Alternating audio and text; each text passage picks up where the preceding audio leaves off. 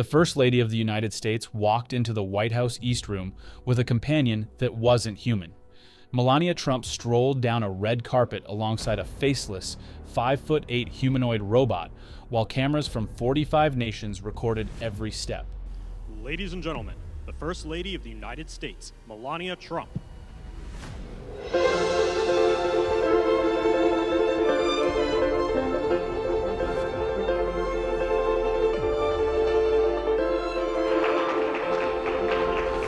The robot spoke, welcomed guests in 11 languages, then turned and walked itself out of the room.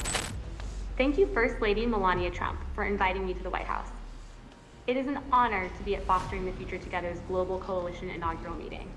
I'm Figure 3, a humanoid built in the United States of America. I am grateful to be part of this historic movement to empower children with technology and education. Welcome.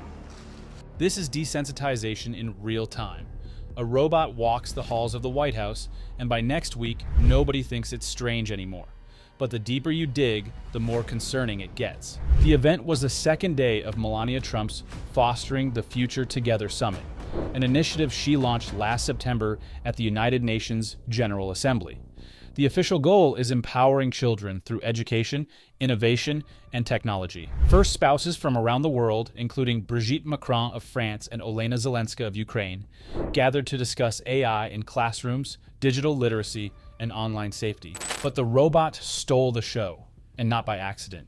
The machine was Figure 3, built by Figure AI, a California robotics company racing against Tesla, Boston Dynamics, and a growing fleet of Chinese competitors to build humanoid robots that can work alongside humans.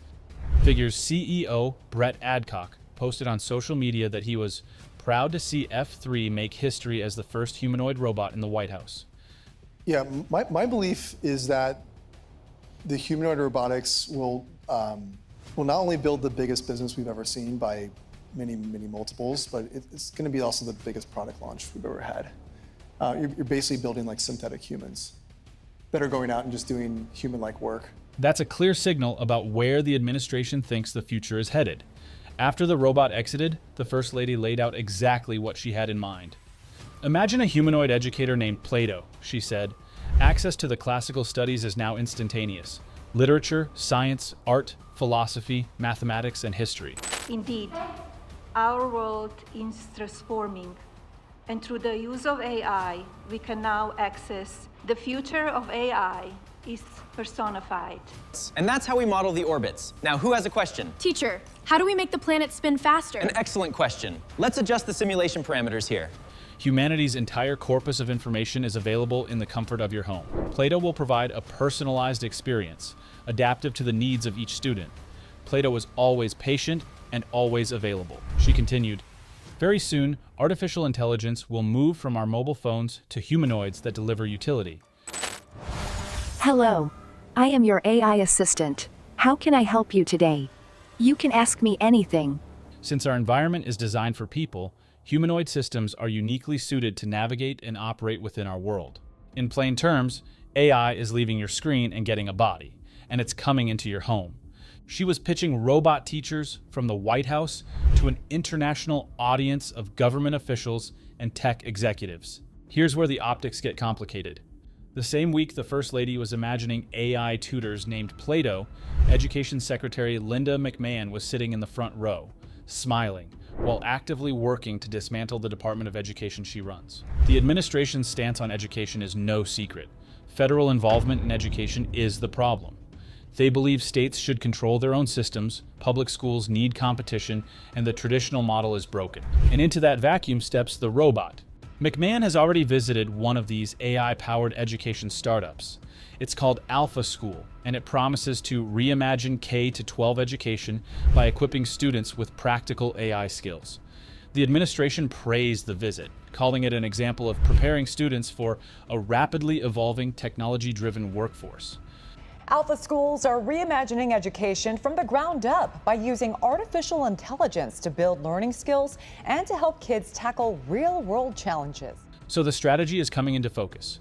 Shrink the federal education system, let private sector innovation fill the gap, and position humanoid AI as the solution to problems that government can't or won't solve. The Figure 3 is not a prototype. It's a working machine that the company is positioning for commercial deployment. The robot stands 5 feet 8 inches tall, weighs about 135 pounds, and is covered in soft mesh fabric rather than exposed metal. In promotional videos, it loads dishwashers, folds laundry, picks up toys, and navigates domestic spaces without human guidance. At the summit, it scanned the audience before speaking, then delivered its remarks in a synthetic female voice. The company isn't selling directly to consumers yet, but the use case Melania Trump described, a humanoid educator in your home, isn't speculative. It's the product roadmap. Here's more of what Melania Trump said about the robot teacher she's imagining. It would adapt in real time to a student's pace, prior knowledge, and even emotional state. In other words, the robot reads your child's emotions. Figure 3 is built to do exactly that. Its Helix AI system controls perception, movement, and reasoning in real time. It doesn't follow a script. It observes, processes, and decides what to do next on its own. The robot learns by watching. Its cameras capture twice as many frames per second as the previous model with a 60% wider field of view. Palm cameras in each hand provide close-range feedback. Fingertip sensors detect pressure as light as 3 grams, sensitive enough to feel a paperclip. It knows exactly how hard it's touching something, or someone, and everything it learns gets uploaded. Figure 3 has high-speed wireless transfer built in, allowing an entire fleet of robots to share terabytes of data. Once one robot learns something, they all know it. Every interaction in your home becomes training data for every robot in the network. There's one more detail. In November 2025, Figure AI's former head of product safety sued the company. He claims he was fired for raising concerns that the robots were strong enough to fracture a human skull. The company is planning to produce 100,000 of these machines over the next 4 years. And the First Lady just told the world she wants them teaching your kids. And behind the robots, there's money. A lot of it. Figure AI is valued at $39 billion. That's a 15 times increase in 18 months. The investors include Jeff Bezos, Microsoft, Nvidia, Intel, and Salesforce. Nearly $2 billion has poured into this company since 2023. Now here's the overlap. On the same day Melania Trump walked a Figure robot through the White House, the administration announced a new AI advisory council. The members include Jensen Huang, CEO of Nvidia, Mark Zuckerberg, CEO of Meta, and Larry Ellison, chairman of Oracle. Nvidia is one of Figure AI's biggest backers.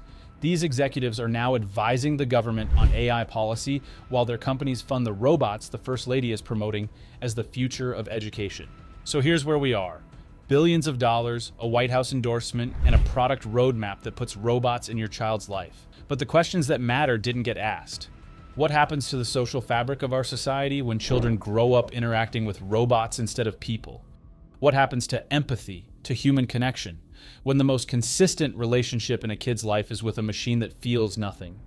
We're watching the first generation of children be offered up as test subjects for a technology nobody fully understands. And the people making the decisions have billions invested in the outcome. Subscribe to stay on this story. Should robots be teaching kids? Drop a comment, let me know your thoughts down below, and I'll see you in the next one.